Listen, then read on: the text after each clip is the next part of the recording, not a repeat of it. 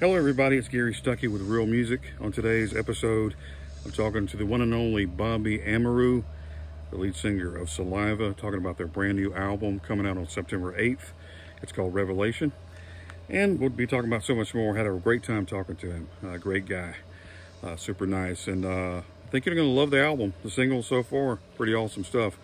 And of course, we remember the late, great guitarist of the band, original member, Wayne Swinney, who passed away earlier this year. And yeah, we'll be talking about that and so much more. So here we go. Here's Bobby Amaru. All righty, let's get started here. So first of all, I want to send condolences for your friend and bandmate, Wayne Swinney. I know it's been hard for y'all, and how's that been coping with that, and upon the release of your new album and everything like that. So, yeah, you can't. The thing with you can't really put words to it to describe. Like, the year has just been crazy, but yeah. Life, it's just the way life is, and there's nothing we can do about it when these things happen, and just got to try to honor him the right way and do what he would have wanted, and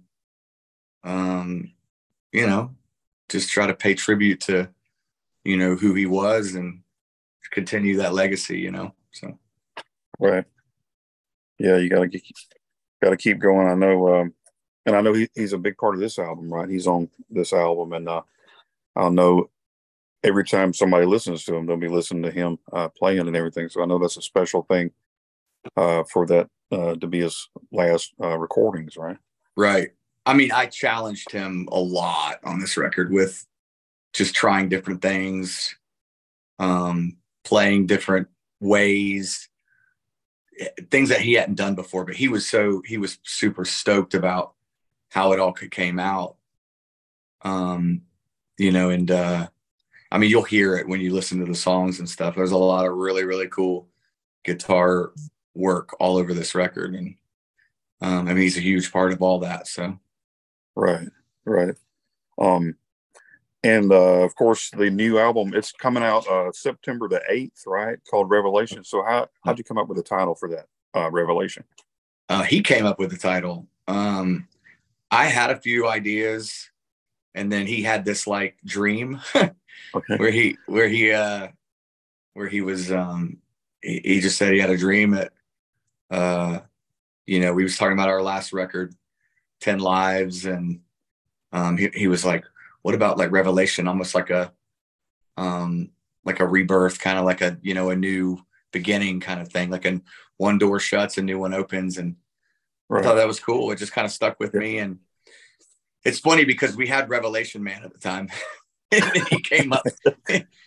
Maybe it was just kind of like the easy way for him to, It was on his mind, I guess, right? Yeah. But I like that. I like that name. That's nice. And then, and funny enough, that song's not even on the record.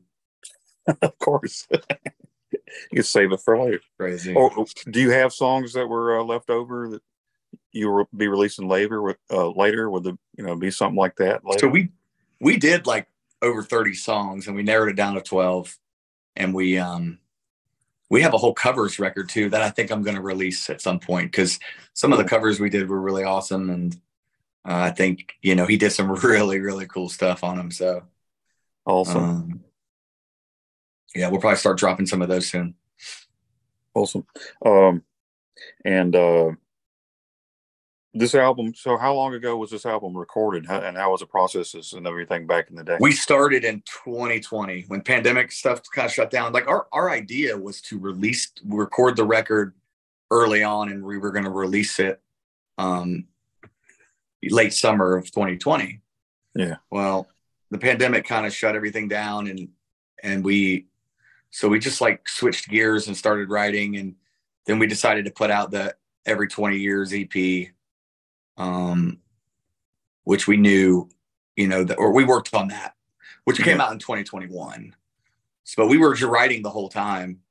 2020, we really didn't do a whole lot other than writing. And then, you know, we did the EP for every 20 years and put that out in 2021. And we were just kind of waiting for things to get back to normal for us to release a new record. And,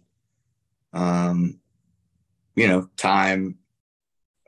as time went on, we just kept saying, oh, let's write another song or let's do another song. And so we just kept adding to the 30 plus songs. And, you know, when it came time to get the record turned in and done, we had it turned in the end of last year. So everything was already in motion. Like all the artwork was done. Everything was turned in. We were already on single 2 with High on Me. And, you know, and then when he passed away, it was like, oh, wow, what are we going to do? We had a release date already, and we decided to put that on hold. And I wanted to change the artwork and stuff and pay tribute to him. And so we pushed the release date back. Right. And the new single was Come Back Stronger, you know, and I'm sure you've been through a lot of different things, and you can relate to coming back stronger than before, you know, and I was thinking about that. It might have a special meaning, you know, of what you're going through. You know, you got to keep going. You push yourself, and you come back. It motivates you to come back stronger than before, right? So what was on your mind when you were writing this song? How's that affect you now that what you're going through and everything? I was writing songs about my sobriety and working on, and that angle, like lyrically, was something that was important to me, because the last record that we put out in 2018, I actually got sober. That October was when I got sober. But all those songs before that I had written, you know, I was not. And I think that I wanted to reflect on that quite a bit with this record. It just kind of happened that way. Yeah. And a lot of these songs that you'll hear, you'll notice that. And Come Back Stronger could be about a lot of things, but to somebody, but for me, that's what its intent was about, was, you know, knocked down and all these things, but being able to rise up and overcome it and come back. So. Right. And, I know the other previous singles that you released, it kind of has a theme, I guess, but I guess that was kind of on your mind when you're writing songs about overcoming certain things, or people going through like addiction or something like that, or going through some kind of, you know, different things in their lives, you know, that they go through. Is that something that was on your mind when you sit out to write, you know, when you're writing songs? Does that just kind of float around in your head? You're like, I want to write stuff that kind of reach somebody in that way, or how does that work out? It's not something that I just sat and thought about writing a song this way. It's just what I was feeling at the time and what was coming out of me. Like typically I'll listen to, like, I'll have music and I'll just start writing to that. And then I just start writing lines down. And then when I'm done with it, I'm like, holy shit, that's what this is about, you know? So it's cool. Expression. It's me getting to express what, you know, I've dealt with and what I'm dealing with. And I mean, but subconsciously I'm thinking in my head, like, you know, I'm sober now. And so I think that just kind of sticks with me. So I am kind of writing those songs that are like, you know, determination and trying to climb back, you know, from the hole and stuff like that. Sure. I know it changes your whole, the way you look at things too. Right. Yeah. And I want people to relate. I mean, I want people to listen to a song and connect with it. I want to connect with the listener, you know, or it's, you know. Yeah. And I guess that would be your main purpose, to do that. And which I know that, you know, when singles take off and they reach a status, you're happy, but I think your overall motivation is to reach people and kind of make them think about some things, right, and help them out, right? That's the only thing I care about. Right? Yeah, I mean, as far as like charting and all that stuff, I don't really care. I mean, it's all politics, man. This whole industry is nothing but politics and radio games, money, and politics. It's all that shit. I just want to write songs and connect with people. That's it. Right. And as far as writing songs, I know like you're preparing for an album, but do you find yourself, you know, writing songs like maybe on the road or just sitting somewhere and have an idea and go, I think I need to write that down? I mean, how does did just come out of the blue sometimes, or how does that all the work? time, but I never write them down, and then I forget them. You forget them? So, see, you messed up on it. Sometimes I'll sing things in my phone. I've got so much stuff in my phone probably that I sang stuff into, and I guarantee you not one of those ideas is on this record. Oh, wow. That's ADD for you. Hey, man, I can relate. Definitely. Yeah, somewhere there's a song floating around that you missed, and maybe you'll find it one day. But yeah, that I know the deal though. Well, your songs, talking about reaching people, have there been songs, that you've done, and especially with the latest singles, have people respond to those singles and said, hey man, I can really relate to that song, or I had a girlfriend, or somebody that was going through some of that, or do you have anybody that's come up to you and kind of really told you about that and made you think about 100%. it? Yeah. Yeah. That's awesome too. That's the best feeling, especially with Crows and High on Me. I got a lot of that, and stuff, and people saying like that they thought Crows was the best song Saliva ever had. And, especially like people that have just discovered the band, the first time. I'm starting to hear getting a lot more of that, where people will come up to me and they just prefer the new stuff over the old stuff. And nothing against the old stuff, but right. Like when we went to Canada, like there was a lot of that. And apparently that radio station there had been pumping, Crows and High on Me a lot. And they just, they had reinforced that, they get a lot of requests and good response off the new stuff. So I think that's a great feeling. Yeah, I'm sure it is. Talking about that song, Crows, what was your motivation and the story behind that song, really, that you think you could describe it? Crows? Mm-hmm.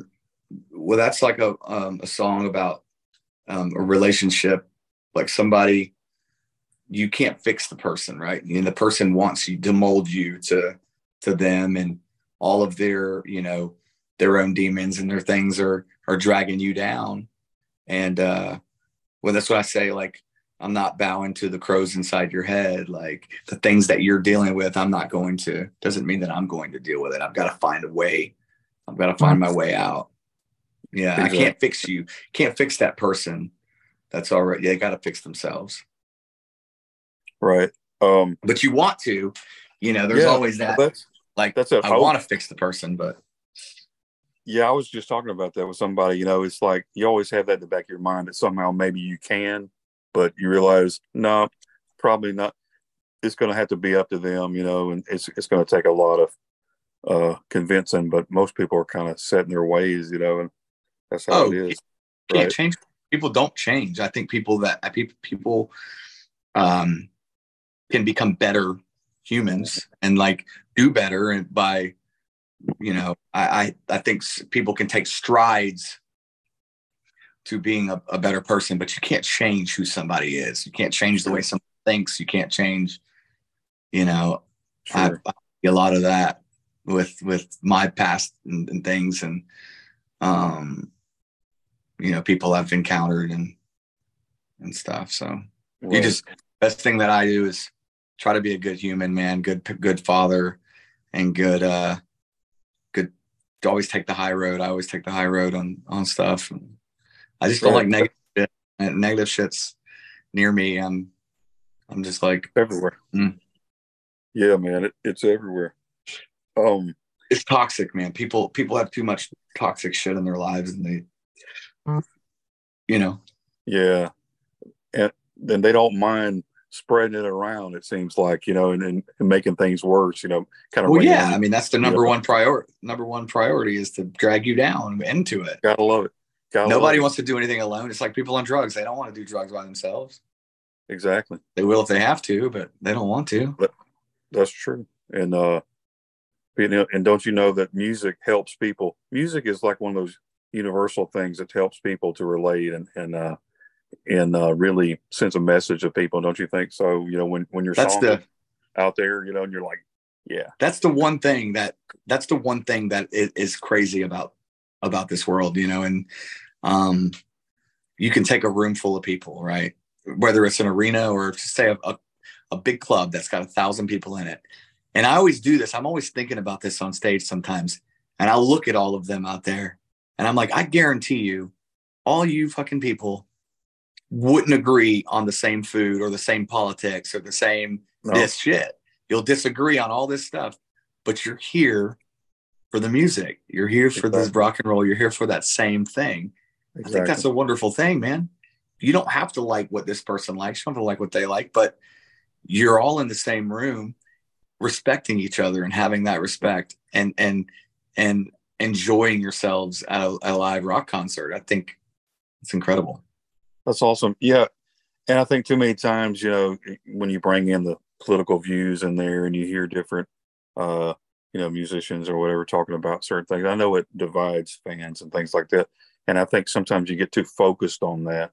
And like you just said, when you're in a room with your favorite band and your favorite songs are coming on, you could care less about what he thinks about in the political world. But that's true. It just, my hope is that more people realize that, to put away those differences, man, and enjoy that music and what you love. And then, yeah, just put it away. All that negativity, that sucks, man. You know? Right. Are there some songs on this album though that you are really personal, like maybe beyond, you know, songs you've done before that really kind of, that you think, wow, this is a great song, you know, that kind of sticks with you? Yeah, there's a song called Horizon. That's the last track on the record. And we actually did this one. I think we wrote it in 2020 or 2021. It was one of 2021. And I've got like videos of like Wayne tracking it and stuff, like to the click, and it's crazy, man, to go back and watch some of these videos. But I start thinking about that song and like lyrically how it came together, and the meaning of it is just crazy. It's just like, wow, I get chills thinking about it, just of how much more meaning it has now, you know, that he's not here with us. And it just so happens that song was always going to be track 12. The way the ending goes, like it's him like doing these crazy, insane, like blues licks and like just something he'd never done before, like on a record, like where I just had him just kind of wail and do his thing. And, you know, we played it at his, you know, over the PA and stuff at his celebration. And it was, you know, had a lot of people ask about that, but that song to me is very personal. On the record, it's just got, I don't know, so much vibe to it. But when we were writing it, my idea was, I was like, hey dude, we need to do something that's like Seattle, like something like throwback, like Mother Love Bone, like something which is really cool, clean tone kind of thing. And dude, I was like, but it's got to be in like D minor major or something. And he just started playing this thing, dude. And it's the intro of that song. And we, you know, when we were mixing it, I ended up adding like sounds of like rain and thunder and like a storm and stuff like underneath the song. It's fucking creepy. Oh, wow. But it's really, really cool when you hear it. It's gotta be my favorite song on the record for sure. Awesome. Would that be a single, or? It was going to be, and I think it still could be. Okay. We're going to put it out for sure. And, you know, going forward, I know you have a special place, you know, in your heart, for your, you know, bandmate, you know, with Wayne. Are you going to be doing any like tributes and things like that, or is there going to be kind of anything special? Yeah, we're working on that. I mean, we're kind of working out what we're going to do for this tour that we have in September with Drowning Pool, but we're definitely going to do something. You know, I thought about, you know, one of his favorite bands was Alice in Chains, you know, that kind of thing, or Van Halen or something. It's like, what could we do? What kind of cover could we do? Or, you know, I don't know. I mean, we're trying to figure out what makes sense, you know? Right. Yeah. Awesome. I got some ideas. Cool. Well, tell us about that Snafu Le Tour coming up. Yeah, tell us about all that and all the guys. You like hanging out with those guys and those bands, and sounds like it's going to be a lot of fun for y'all, right? Yeah, they're all great dudes, man. So it's going to be cool to go out with people that actually we've been out on tour with before, that I'm familiar with, and Great group of guys. They love to grind and love to go out there and do it. So it's going to be good. Awesome. Well, I won't keep you long, but I think this album, from the singles I've heard, man, it sounds like it's going to be just a awesome album, and what a way to pay tribute to your friend, and knowing that music is forever. Music doesn't go away, and that it's part of a legacy and that will stay forever, that fans can listen to and appreciate. It's kind of like you're talking about, with Eddie Van Halen and people like that. When members of bands leave us, thank God we have those songs, that we can listen to and bring them back every time, right? So that's something that we can all think about, right? Right. Yeah. Well, I appreciate you talking to me today, man. I wish all the success for this album and the tour. Thank you. Have a great time and everything. I appreciate you talking to me today. All right, buddy. Take care. See ya. Thanks, man. All right, bye. Bye.